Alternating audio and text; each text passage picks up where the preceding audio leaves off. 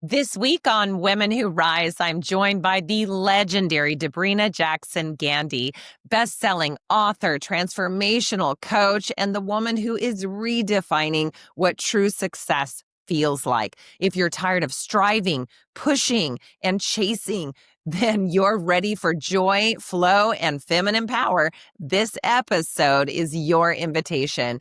Debrena drops revelations on self-care, relationships, leadership, and how to build a life that feels as good as it looks. You do not want to miss this one.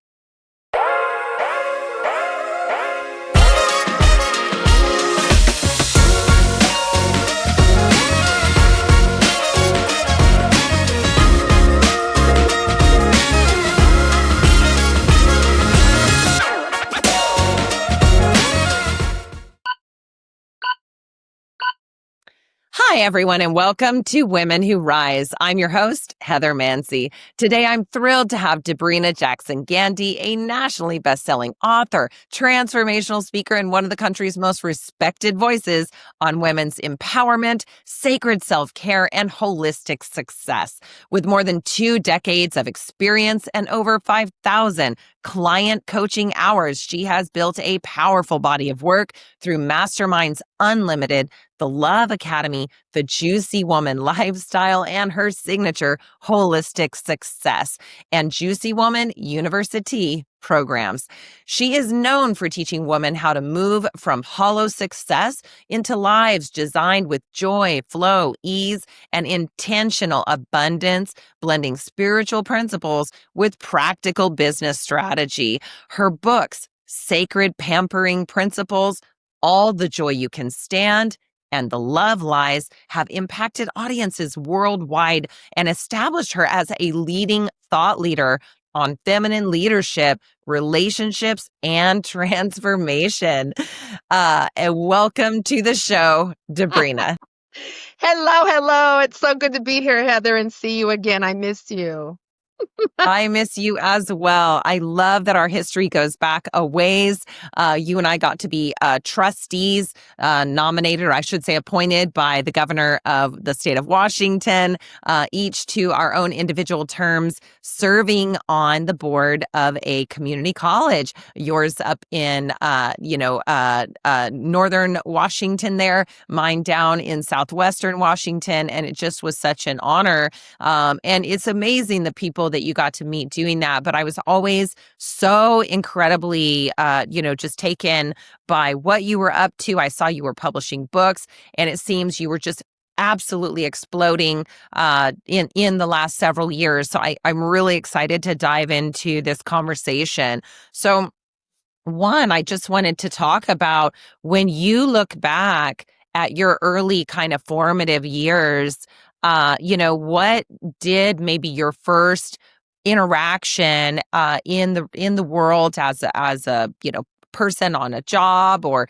just interacting with the public, what did it reveal about your gifts, your purpose, or the woman that you were slowly becoming, even before maybe you had specific language for it at that time? Yes. Oh, that's a great question. Well, I would say that probably goes back to about fifth grade, which was about age 10, which is pretty young. But that is when I would say my awareness, my curiosity, my noticings, my being a much more closer observer of humans and life and how we do life and what shapes how we turn out and what kind of life experience we have. Everyone wants an optimal, rewarding experience. Well, why is that not what occurs for everybody? And I started asking Yes. myself, even in fifth grade, what are the inputs, the factors, the influences that have a person have a joyful life, that has them feel fulfilled? And what are the inputs and influences, and what has a very different experience that may be very painful or pain-filled or, you know, avalanched under circumstances. And you can be in the same family because I'm like, wow, you can be on the same street, you can be in the same family and still have very different experiences. What shapes and influences the experiences we have in our lives. So I would say even in elementary school is when I started, pondering those questions. I would say part of it too is my parents, who are both political leaders, business leaders, very influential in Thurston County where I grew up, would bring me along to events, and I would meet a lot of amazing people in the political arena, in the educational arena, in the higher ed educational arena, in the community. And I think that probably stimulated the questioning. I was just around so many amazing people because of the circles my mom and dad moved in. I love that. And it's really informative that, you started to create who you were already from this young age, and you can actually look back and kind of see that was a budding development. And I do think it kind of goes back to this concept of, who you are surrounding yourself with, the influences you have, they really do create and help to develop maybe what you find possible for yourself. And you saw that, their ability to be interactive in the community, their ability to make a difference, their ability to use their voices. And I remember you've shared some about that. I've seen posts where you were celebrating what your parents were able to do in and around their community. Yeah. It is extraordinary. And so just being able to see that created an opening for you and a way that you could view yourself in the world and start to grow that. Was there a moment when you realized that you were being called into a bigger life, one rooted in purpose, alignment, and impact? Or did your rise unfold through a series of spiritual or intuitive nudges? Say it's both. But I remember, me mentioning, age 10, fifth grade, I started wondering, did other 10-year-olds have the same kinds of thoughts and ponderings and inquiries, that I was having? And it felt like there was a larger assignment for sure that I could sense in my belly even then. And it was probably in middle school and then into high school where this whole, what we would now call the human potential movement, if I would have had the language then, I would have known that that's what was awakening in me, was curiosity about that, humans and how do we maximize and optimize our potential while we're here on the earth. But the early stirrings were more so showing up in that my schoolmates would come to me and want advice. And I would share the advice, their peer, 11, 12, 13 years old. And I'd say, come back and let me know how it goes. So they would come back and say, oh my gosh, it worked. It was effective. Thank you so much. And it kept happening over and over. I'm like, wow, these things kind of be working out pretty well here. And I thought, well, maybe it's just middle school because, we have so many questions and it's a transition time. So then I get to high school and the same thing was happening. And I said, no, there's a perspective I have that I am speaking from, and it doesn't seem to be that common. And it's been very helpful, for my high school colleagues and friends. And so those were the stirrings of there was some gift, kind of emerging and Yeah. desire to contribute to people and it working more times than it didn't, what I was recommending, suggesting, or offering. I love this, that you can see that you really clearly had this sort of creative, intuitive gift for being able to see and perceive the path forward for people that they themselves could not see. This is Well said. obviously Well said. incredible. Yeah, and this is obviously an incredible thing because, again, if they cannot see it, they cannot enact it, they cannot reap the benefits of that. And so that just clearly shows that, you have this wisdom. If people can tap into it, then they can gain. So I love hearing this because I know some of what has then happened next in your life. I have seen you just reach incredible goals as, a real trend maker and person who is obviously possessing wisdom in our media world. So you teach that real transformation requires shedding old beliefs. What was one of the biggest challenges you faced on your rise, and what mindset or belief did you have to release in order to move through it? Hmm. I haven't, I'm asked the question about your biggest challenge or obstacle you overcame. Yeah, And I don't have anything that kind of lives in my brain quite that way. Um, but I would say just in general, part of the ongoing journey is, you know, new level, it might be speaking to, 500 people versus 50. Okay, new level. Okay, contract that's 10,000 versus 1,500, new level. So there's all these new levels that life presents us with, personal life, business career. And at each level, there's like, do I have what it takes? Am I equipped? Am I ready? Can I hang? Can I deliver? But I think those are good. It's not imposter syndrome, it's new level that I haven't been at I love that. before. And so now Yeah, there are some aspects of myself that yet may not have emerged or been tapped on that now get to awaken and activate. And because it's new and this new whatever they're showing up, it hasn't been on the scene before, like there's a nervousness, it's a newness. So I have all kinds of stories about, those kinds of processes.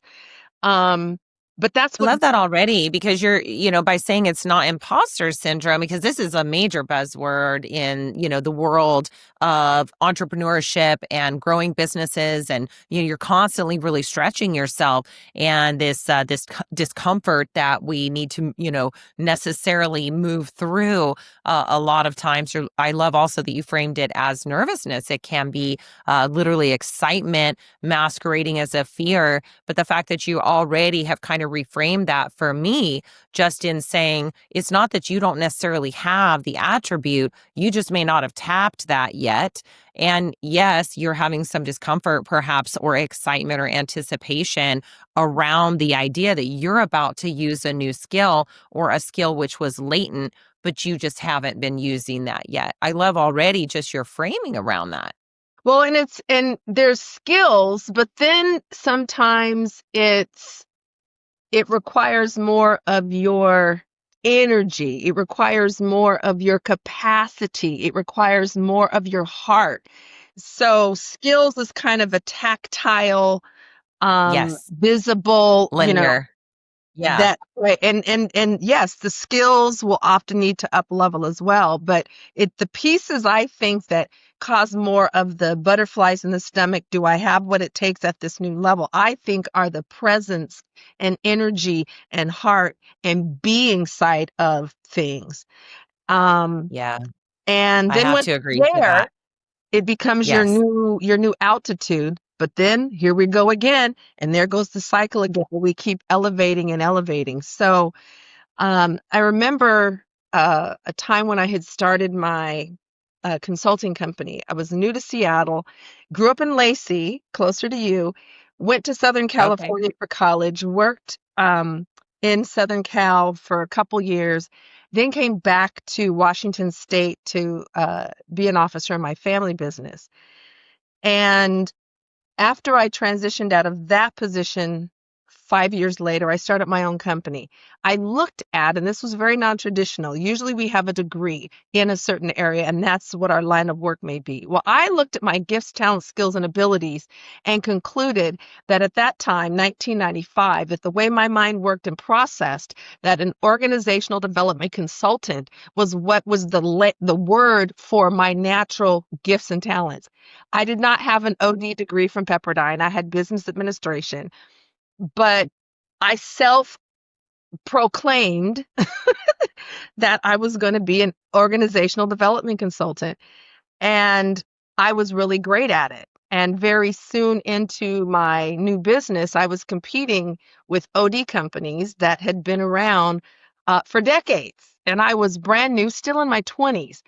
So that is Phenomenal. very counterintuitive to do it that way and against the grain. But I always have tended to think outside of whatever the traditional norms have been, not because I'm trying to be divergent or a disruptor. None of that. It's just whatever the edges have been, my mind tends to be outside of them in the areas of possibility versus the familiarity. Yes, And because you might think of one thing as logic. And in fact, what you did was more logical because even though it wasn't conventional, it was the wisdom that you had. And I'm listening to you thinking, okay, so I'm getting this, because at 20 something, mid 20s, early 20s, you already just staked a claim on, I may not be fully, have the traditional education path for this job, but I'm going to go create this consultantship, which is really a standalone entrepreneurship. And and I'm going to rock and roll at it. And I can only imagine that must have set the stage for understanding how well your intuitive wisdom was working in going forward on any other ideas that you might have had later. Because you can see not only did you do that, but in fact, you were describing great success at it. right. Well, that's why in my second book, you mentioned my books. My second book, I taught quite a bit about what I call GTSAs, gifts, talents, skills, and abilities, because oftentimes, we have a career or an avocation or profession, and then we fit ourselves into the options available. And I did a reverse engineer where I said, well, what are my GTSAs? And then now, what options out there would be the most accurate language to describe who I am and what I'm bringing?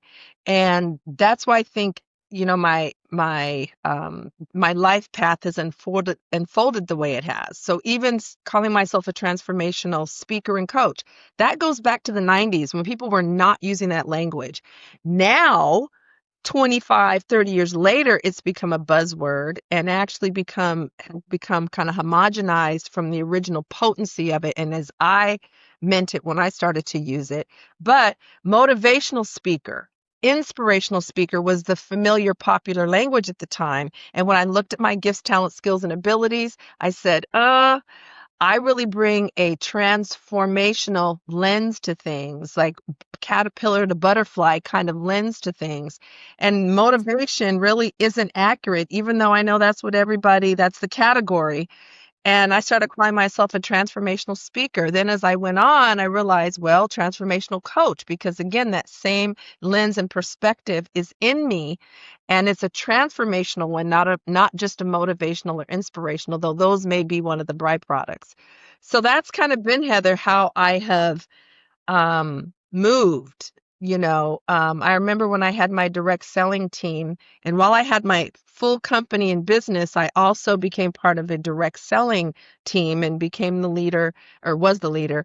And instead of calling the women on my team salespeople or consultants, which was their functional title, they were called CEOs because you are the head of your business and you've partnered with the company providing product. You've partnered with the Yes. company handling distribution and the marketing, but you are a business owner. So totally different mindset and totally different results. Our production was right up there with teams that were 3 times our size, and they're like, "How is it?" The mindset. It is the mindset. I love that. And I love that you touched on that as well. We just did some goal setting yesterday for my real estate company. And it is incredible because 5/8 of what I worked on was really about mindset because it's setting someone up for success in this next year is so much about how they perceive their own selves in relationship to success and their goals and all of that. Who were the leaders, teachers, or spiritual influences who shaped your approach to feminine leadership, and what truths or principles from them still guide you today? Wow.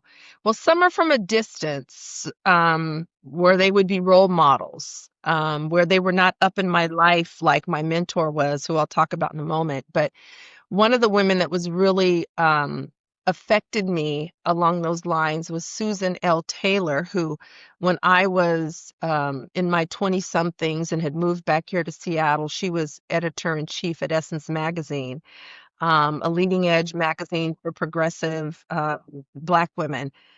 And she had this section in her magazine that became the reason the magazine took off under her leadership. So if instead of it just being about fashion and celebrities and home decor and recipes, she inserted a section called In the Spirit. Back in the 90s. So we're not yet in the late 90s and the 2000s yet, where now we're talking about yoga and mindfulness. This is pre all of that. So here comes this woman talking about meditation and talking about self-care, self-care. And the things that she was writing um, in her article that was always at the beginning of the magazine were very intriguing and very soothing and very enlightening.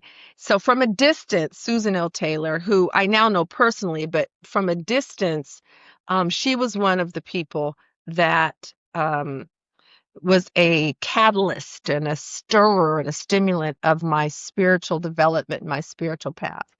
Then up close, starting at age 26, I had a mentor who is someone that was in higher education, Dr. Maxine Mims, who actually is the founder of the Evergreen State College Tacoma campus. There's also the Olympia campus down there in Thurston County. And she was my mentor until she passed away last October, 28 years, and she was 96 and a half. So the reason I asked her to be my mentor is because she was the freest and most truth-telling human I'd ever met in my life, in any space I'd been in, and I'd been in many. And because of her the force that she represented, the spiritual force that she was one of Maya Angelou's best friends. She was one of Oprah's closest confidants. Toni Morrison. I mean, just the company she ran in addition to being my, mentor and being executive director of a college for 15 years, she kept challenging and stretching me constantly. There was things she would say to me that I wouldn't get until 10 years later. It was that like ahead of things, that That's much incredible. forethought. So she definitely up close and personal had a lot to do with that. Um, so those are two names that, right off the top kind of come to mind. I'm also a voracious reader. So, I have a spiritual library that is near and dear to me that as I have come across potent spiritual teachers that embody that which they're writing about and talking about and teaching about, that book gets put in my spiritual library and is treated with the utmost care. Never would it go to a secondhand bookstore for resale, or would it be given away, or even someone allowed to borrow it. It stays in my spiritual library, and I come back and read it again in different seasons because now I'm a different person, and what the book set communicates to me is now going to be different. So yeah. Love that. I love that. And it speaks to something that I find is such a consistent vein among great leaders is that, and what I would consider great mentors and great teachers, is that they themselves are wonderful students. They never stop participating in learning. And like much to your point, the person that's learning today is very different even than the person yesterday or a season ago, as you put it, with seasons. Yes, because one of my coaches that I adored at one point said, "I'm not the same man I was 15 minutes ago." We really do regularly alter ourselves, and we're absorbing new information all the time. What an incredible also relationship that you were able to have with someone who sounds like just a profoundly amazing human being, and the fact that you had this proximity to her for such a long, almost 3 decades, such a long period of time Yeah. is absolutely amazing. And one of the things that you said that I really kind of caught on to was that you said she was constantly stretching you and challenging you. And isn't that really sort of the best of all teachers, that she did not allow you to simply be complacently, in one spot? And maybe she just recognized you were a person that would benefit from this, or that could be stretched in that way, but also that she was someone that would call out something greater in you. I wanted to ask you, you often speak about living in flow, ease, and intention. What habits or daily practices helped you shift from striving in a more holistic, joy centered model of success, or into? Yes. Well, you mentioned holistic success when you were sharing my bio, and that's actually the name of my signature program, Holistic Success. And it's a 12-month whole life elevation program that I debuted last year. And it became the successor to another 12-month program that I was doing for 5 years. And I contrast hollow success and holistic success. And hollow success is what we've been used to when on the hamster wheel of when we talk about the rat race and we talk about the striving and the chasing and the pursuing. That's all in the hollow success paradigm, and it's what's prevailed in our country. It's what traps us and entraps us, that we're always trying to find peace inside of this paradigm. And really, when I talk about holistic success, I'm going outside of that matrix. I'm going outside the edges of hollow success to another possibility. And it's actually, you get there by elevating. And so holistic success is where you are first and foremost, among many other things, focusing on managing your energy differently. While in hollow success is very much a focus on time, saving time, making time, time, time, time. And we can often feel like we're always behind the eight ball. We can also often feel like there's never enough time. And that's part of what keeps the scurrying and the chasing and the never just resting and peaceful and content, because we always feel like there's never enough time to do all I need to do. So there's this frenetic energy. While in holistic success, we're like, let's take a look at your energy. How are you using it? Where are you using it? On what are you using it? And is it producing fruit? Is it aligned with what you say matters most to you? In holistic success, instead of just being goal driven, which is very much part of the Western American hollow success model, it's about now creating a vivid vision and then coming back to the goals that support that vivid vision. And so we don't start with goals or a plan. We start with vision, which is a different starting place than most of us have been taught in school and higher ed and the workplace. Also, it honors how you are made as a woman. Our spirit as a woman is different from the spirit of a man. They're different and both beautiful, but they're not the same. So, how do I conduct myself during my day? How do I interact that honors my spirit, honors my intuition, which is a very active part of a lot of the spirit of women? Um, how do I beautify my environment, right? Because my spirit Yeah. loves beauty and have, my Yeah. flowers and so all of those things are part of the consideration. My relationship with my body and hollow success, body is a thing to care for, take care of, work out, dress and eat and clothe. While in holistic success, my body is literally a divine living temple, not because that just sounds really cool, but because one of the books of truth, one that I live by called the Holy Bible, says, do you not know your body is a living temple? So let's align with what's true, and that's part of the holistic success model. So there's all these distinctions and characteristics that are part of that, but there's an unlearning, because that hollow success model has prevailed for centuries and in our own lives for decades. So there's a detox and a clean out of those old beliefs that have us in that, for us to be freed up to now plant and install new programming and new coding and the beliefs that give rise to the holistic success experience of more fulfillment and more spaciousness, more connected to your joy, a full spirit, all those wonderful byproducts of that framework.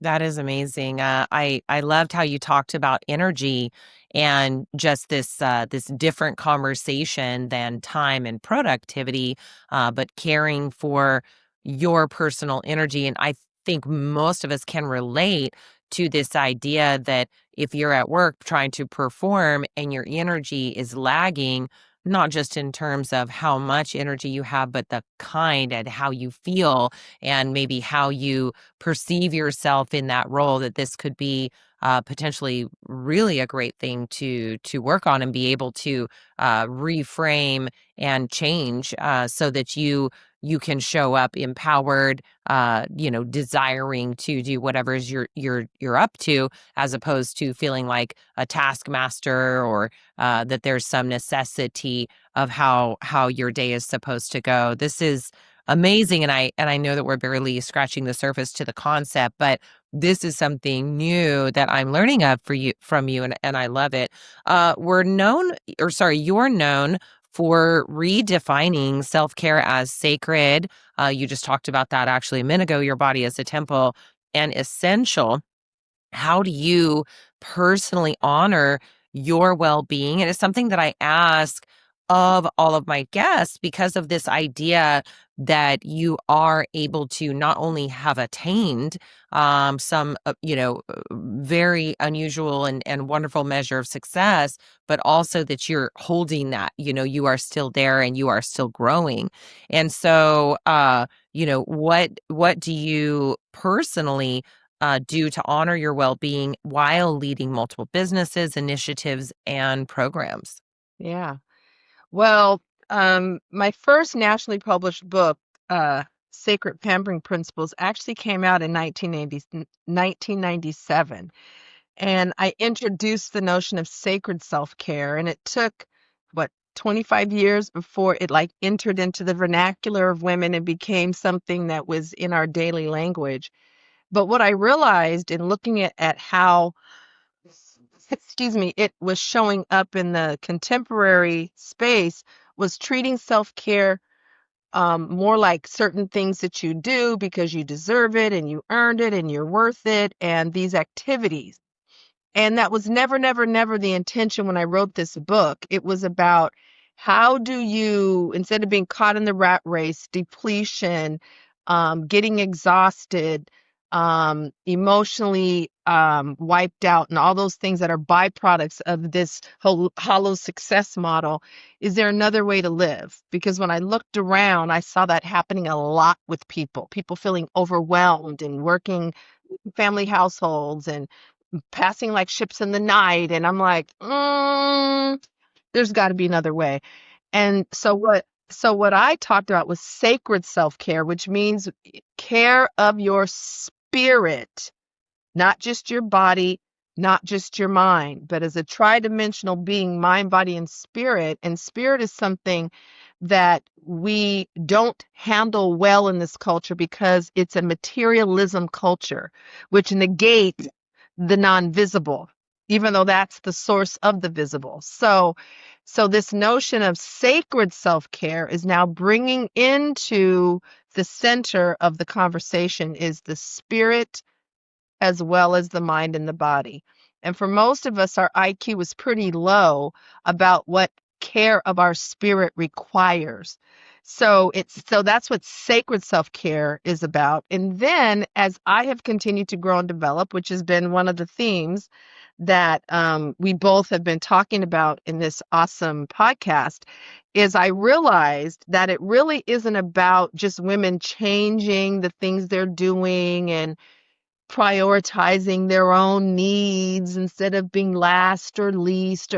It really was about helping women step out of an old consciousness of martyrdom, of deferring self, of all those beliefs that fed the behaviors, and Yes. introducing them into helping them elevate, because the holistic success consciousness is higher than the hollow success consciousness. That really was about a consciousness, a sacred, self-caring consciousness, where now the belief system has had an overhaul. And the beliefs that were having us do negative self-sacrifice and all those things have now been cleansed, and the viruses have been cleaned out of our inner belief system coding. And we're now operating from the beliefs that give us what we call the sacred self-caring consciousness. And then out of the consciousness, what naturally happens is the fruit of self-honoring choices. What naturally happens is you have a commitment to your spirit staying full. What naturally happens is you build renewal into the fabric of your life instead of go, go, go, exhausted, finally take a break 3 weeks later. That's hollow success. Holistic success says I'm building renewal and rejuvenation into how I roll on a daily basis, a weekly Yes. basis. It's not wait for vacation and finally my tongue goes out. No, no, no, no. So that is really what I strive to do, is be elevating in my sacred self-caring consciousness personally, so that when I'm in my classes and cohorts, I'm now able to translate it to my students. But it is a long game, because, and that's why my transformational programs are 12 months. It is not just a how-to 7 strategies. We're used to the instant. Um, we want the instant gratification. Give me the formula, the recipe, the steps. And transformation doesn't operate on that kind of timeline. Um, so it takes time to unlearn and clean out and to install and germinate new beliefs. And but I really have a vision where um, in a few years, we will have women operating from the sacred self-caring consciousness and no more the martyr, Atlas syndrome, overwhelmed, overextended, and all the things that, have become too much of the patterns we've seen and talked about. So it's an ongoing journey. It's about the consciousness now, and creating sacred, self-caring women out there in the world. And everybody wins when a woman is operating from a sacred, self-caring consciousness. I love this. Wow, just absolutely mind blowing. And your framing and how this is explained and how we can understand, I think, is so clear and clearly so beneficial to everyone who has not yet experienced your teaching in this way. What do you think that? Well, and I honestly think you touched on it a bit just now. What do you think that that people most misunderstand about women who lead from feminine power, spiritual grounding, and intentional joy? And how have you been able to help, others, the world at large, or those you are teaching navigate those misconceptions? Well, I would just say that, as a culture, the Western American culture that's been built on, 3 ideologies, not only, but 3 pillar ideologies of materialism, capitalism, and individualism. Um, those ideologies have often worked against the spirit of humans. And so when we talk about feminine leadership, we're talking about a more recognition of the whole person. We're talking about being present to this human.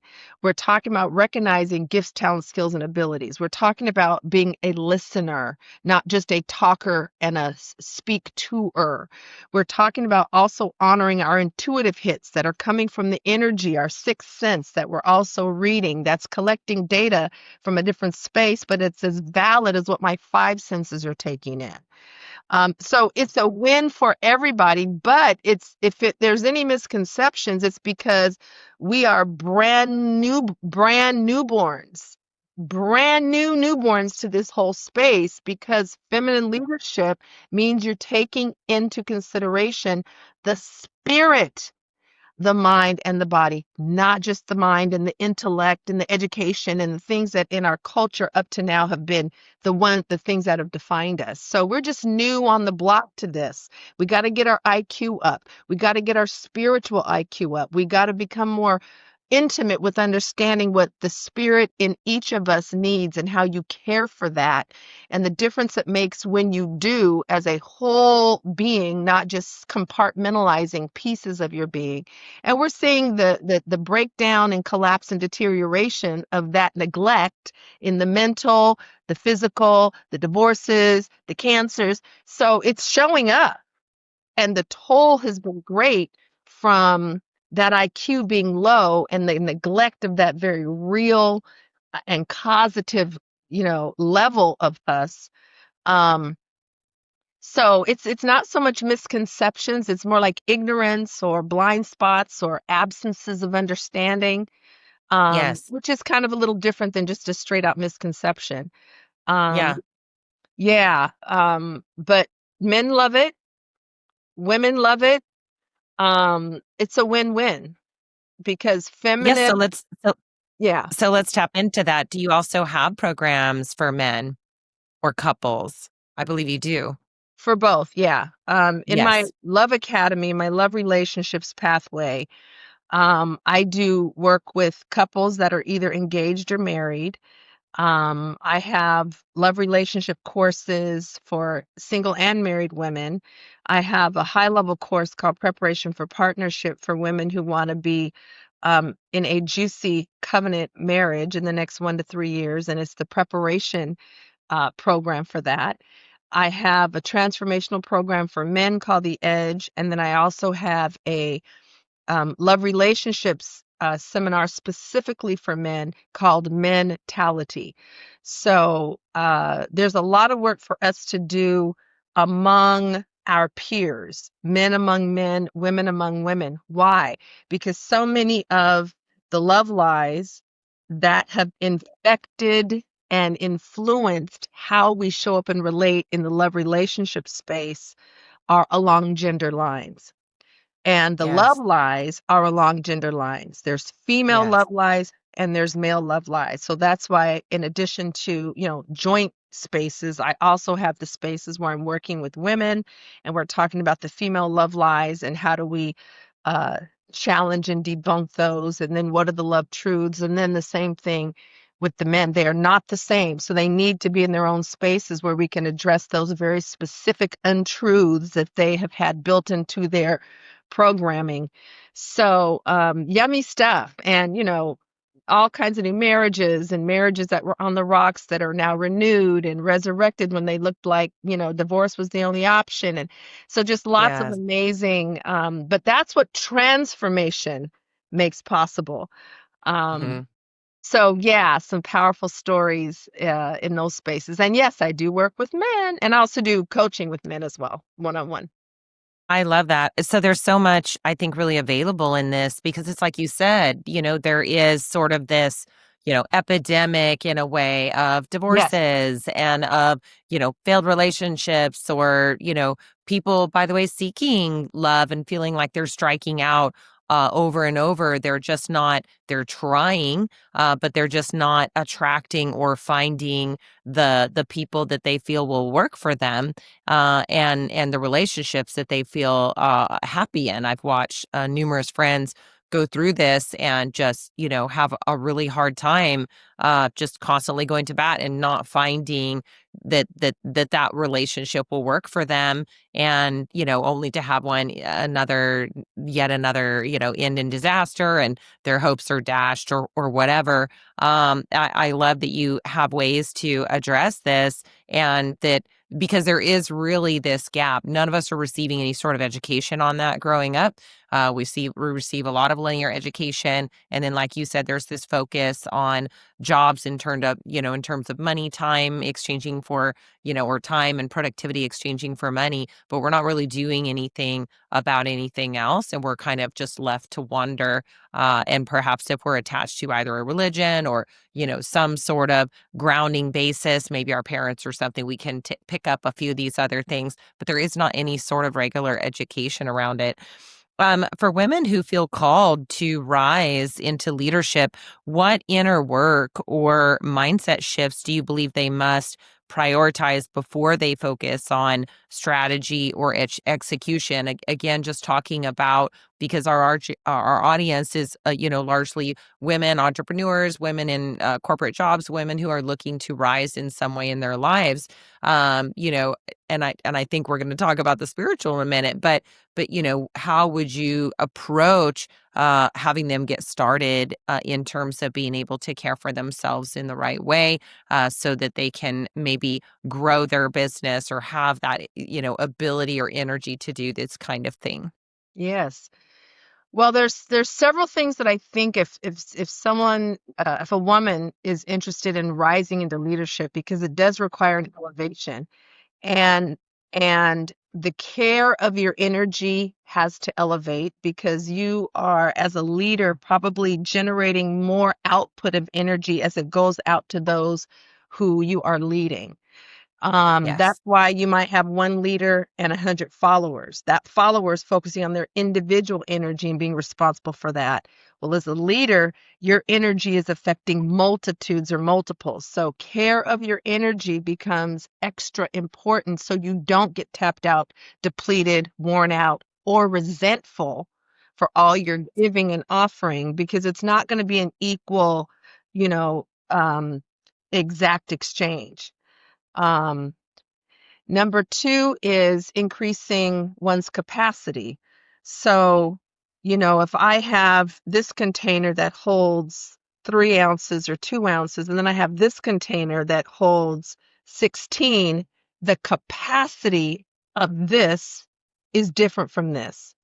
So even Yes. if this were filled with water, I could fill up another glass with 2 ounces, or two 1 ounce glasses. Here, I could fill up eight 2 ounce glasses. So my capacity to pour in and contribute is different. So if you are interested in rising as a leader, you want to work on growing your capacity. That's a whole nother conversation. In my leadership track, we talk about how do you personally grow your human capacity, right? Your human volume.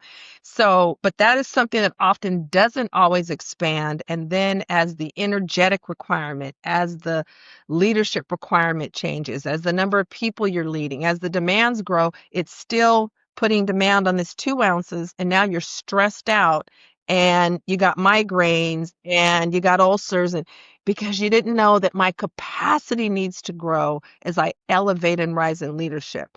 Also, your communication gets to be more potent and masterful. Every great leader, think about it, they're a great orator. They may be a great writer, but first and foremost, they're a great orator because their vision and their words are being spoken out to those they're charged with leading. And so building this power center called the throat, which represents power in our energetic body system, you want to develop this throat power, this speak it forth power. And it's so interesting when I do forgiveness work with my students, which is an integral part of transformational work. Healing work is an integral part of transformational work. I don't treat forgiveness as a religious process. I treat it as a human process and a personal liberation process. And when I'm doing work, especially with women, their voices have gotten stuck right here. And you have to free up your voice to rise in leadership because it becomes one of your main instruments of connection. So working on that voice, right? And the bringing it forth in a way that positively influences those who are hearing your voice, your suggestions, your words, your speech, whatever it may be. Um, and you also want to get really good at being able to communicate at the level of vision, which is beyond and higher than the level of goals, beyond and higher than the level of strategy or plan. And the culture parks us pretty much at strategy, plan, and goals. But leaders operate from a higher altitude, the vision level, which really comes from the fourth dimension, the not yet manifested division level. And that's what vision does. It takes something that hasn't yet shown up in the three-dimensional physical world, pulls it from the fourth dimension, and then you use this to project it out to those that you are leading, and they say, yes, I want to be a part of it. Yes, count me in. And they're mobilized or motivated based on that. So those are some of the kind of growth areas ongoingly, not just one time, but ongoingly for those of us who want to rise into leadership. It's a privilege, it's an honor. And keeping it, holding it as a privilege and an honor, has it not start to feel like a burden. And part of forgiveness work as well is your compassion needs to increase. So part of increasing capacity is compassion has to increase, or you'll get frustrated with people, or you'll get irritated with Yeah. people, or you'll get fed up with Yes. people, which compromises your ability to lead them effectively. This is so fascinating and incredible. When you talked about the honor of leadership, it really reminded me of what I've always said is the honor of parenting. It is the greatest honor of mine and my husband's lives. And I do understand, and I know, and I've heard from people whenever I've spoken about that, that that is something some people find as unique or, it sounds pleasant in Yeah. that way because it's a framing of it that is not perhaps always spoken out loud, even though parents may feel all the time that it's a huge honor that they get to be in these, people's lives and that they get to be a parent. But it is that capacity, or as you say, that way of thinking about it that allows you in a really hard day when, that kid or child or teenager, whatever is, uh, not forming themselves in the way that you would want in the moment, that you can remember actually that this entire experiment has been a massive honor. And so talking about leadership in that way, people may go, wow, I'm about to get this increased position on my job. And of course, the brain just starts running amok and going, oh my gosh, it's more responsibility. It's all these things. But what you're talking about is creating ways that you can understand it differently and to be able to hold it differently so that you are able to rise to that challenge and not feel the burden and be able to, believe in yourself and the challenge and be able to show up for it. And then also to be able to find that you are capable and I love the conversation about capacity because, yes, as a leader, one can feel drained. You can feel, I just did a massive goal training yesterday. I have to say I was exhausted after the 4 hours of teaching. There are some days, however, I'm totally energized after teaching. So it's really interesting because I've felt both. And I love your conversations around leadership and what you can offer in regard to that. What are your 3 non-negotiables for creating sustained holistic growth, both in business and in your own personal evolution? Non-negotiables. Hmm. Well, I would answer it based on what I'm going to say are my values. Yes. Part Okay. of part of the holistic success framework is your vivid vision and your values are very much together working as guiding lights that keep you aligned and congruent. And those are two different dimensions of being. And so some of the values that I look to have reflected in whatever I do is one, staying connected to my joy. I'm not so much committed to happiness, which can be an emotion dependent upon the circumstances that are going on, but really being in my natural divine state of joy is an ongoing commitment that I have. And so when I'm not in it or something has moved me out of it, like how quickly can I get back reconnected to the state that has been built into my divine design. So it's not out here to find, or I got to find the person to bring me happiness or bring, it's already built into the model. Now let me connect to it. And if I disconnect, how can I get reconnected as fast as possible? Um, also, integrity, the ability to keep your word and do so what you say so. Working with people who have high integrity, hiring team members who have high integrity, collaborating with people who have high integrity and they keep their word. And if they're not able to, they don't just break it and disappear or ghost. They communicate and we make a new agreement. That keeps a lot of chaos and disorder out of life, um, when you are able to treat your word as a powerful basis of agreement.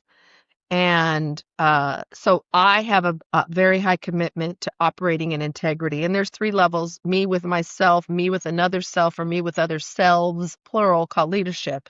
So, so at all those levels, moving and operating in integrity is a really central value for me. Um, and so is order. There was a board that I was, we served on a trustee boards of our respective colleges. And Yes. a couple years ago, I had gone to a fundraiser event and I wanted to find out more about the board of this organization that I was just getting acquainted with at their breakfast. And I knew I had a lot of gifts and talents and skills and board experience and being a pretty influential board member that I could have brought to their board. But as I went to my interview and I was asking very specific kinds of questions, it was obvious to me that there was a lot of chaos. Not just transition. I can handle transition and change. That's not inherently bad, but chaos and disorder. And when they said, "Well, would you like to be a part of this?" I said, "Well, I'm going to let you all handle some things because I don't want to step into a chaotic situation right now." And they couldn't even argue with me because they were like, "Dang, you figured that out from how we tried to politically correctly answer." And I said, "So that's my sense." And they're like, "Dang, you're right." And I said, "So let's move out of chaos and disorder and feel free to circle back to me. And I'm glad to re-entertain the possibility, but knowingly I don't put myself into chaos and disorder." Um, so those are some of the values. Beauty, there's some other ones as well. But those are some values because when you're living in accordance with the holistic success framework for life, you are vision led and you're value centered and you are God guided. Those are the three dimensions. So that becomes a central consideration, my values and my vision. And together those create a powerful rubric that will keep you on path, on assignment, on purpose, and aligned. That is amazing. I love it. And such a great way to cap such a great conversation. As we are nearing the end of our time, I want to ask you, as you're stepping into your next chapter, what new impact, expansion, or legacy are you feeling called to create or that you are in the process of, both for women and for the broader business world? And then how can people reach you to access your programs? Yes. Well, it's interesting. As much as someone might look at my life and say I've done, or read my resume and say I've done, I really feel, Heather, like I am still just getting started. Let's say I've got 20 cylinders and whatever people have seen so far has been like 12 of them, me operating on 12. So, my theme, I have a theme every year of my life, right? Being vision led is a really important part of this consciousness and this framework I'm talking about. So, I have a theme every Yes. year. So, my theme for 2026 is uninhibited. And this year, my theme was let it rip. So when I meet with my mentees, I have 15 of them, and I gather them twice a year from around the country and one internationally, gather them here. And I ask them, what is your theme word for 2020, the next successive year? We come back to our next breakfast and say, how did it go in reflection? So uninhibited is my theme for 2026. And it's not necessarily doing new things, even though, for example, I'm doing a business cohort for the second year. This year was wildly successful. We're going to do it again. And our ambitious goal, to use your tagline there, our ambitious goal is 100% increase in the registration. So not that it's a new thing, it was new this year, but in terms of how many businesses come through it, we now have set a very ambitious goal. So that's more so the theme is in my programs, in my cohorts, at my live events, at my retreats, isn't so much new, but more in terms of participating in what is already highly effective spaces that are creating some amazing results in people's lives. So I'll continue my Love Academy. I'll continue my um, cohort programs for personal transformation, and I will continue working more and more with small businesses, especially since the pandemic with so many new small businesses flooding into the market.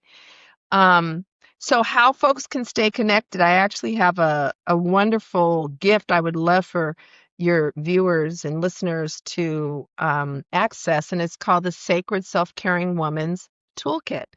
And they can get that by Excellent. going to my website, milliondollarmentor.net, milliondollarmentor.net.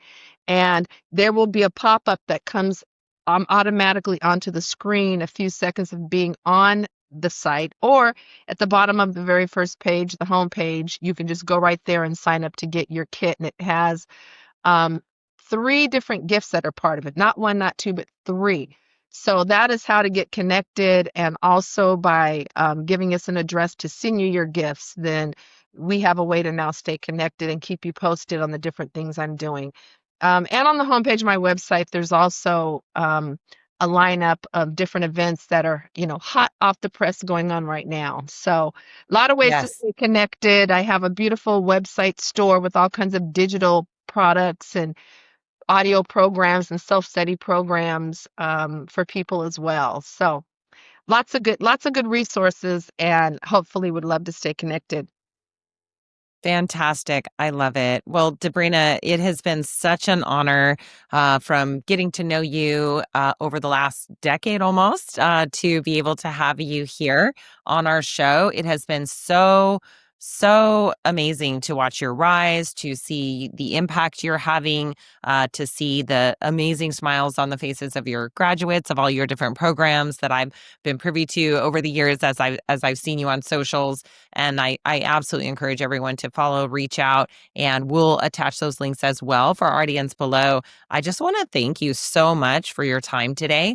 What an incredible honor to be able to have you. You are phenomenal. And I know that your gifts are going to share and touch the heart of, people who are watching this show and women who need to find their energy, their purpose, their path, their balance, and have that marriage work and all the things. So I just am so excited for what's possible through what you're up to. And I thank you.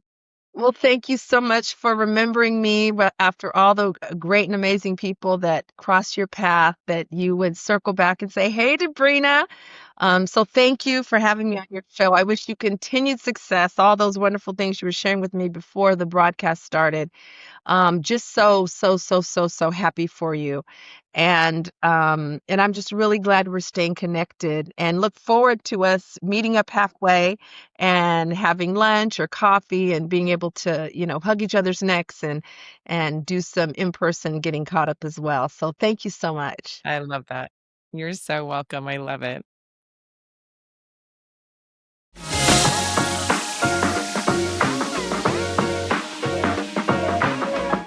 Well, folks, that's it for today's podcast. Thank you so much for joining us on Women Who Rise, the success podcast for ambitious women. Today, Debrena taught us about living from integrity, the idea that she does not associate or invite into her world people who are not showing integrity, or in the moment when a lack of integrity happens, then that's a coaching conversation, but just basically protecting that concept of integrity inside of her business ventures, and knowing that things like integrity or getting involved with chaos or whatever are not going to be contributory elements in what she's up to. Number two, cultivating inner joy. She talked about the importance of guarding your own energy, being able to understand and generate and lead from an energy centric model as opposed to a production centric, or what she calls a hollow business model, in terms of how we lead ourselves, what gets us up every day, what gets us through that day, how we perceive ourselves in the world. And her work around this has put her on numerous TV shows and things like that. As a consultant, it is amazing what she's been able to do.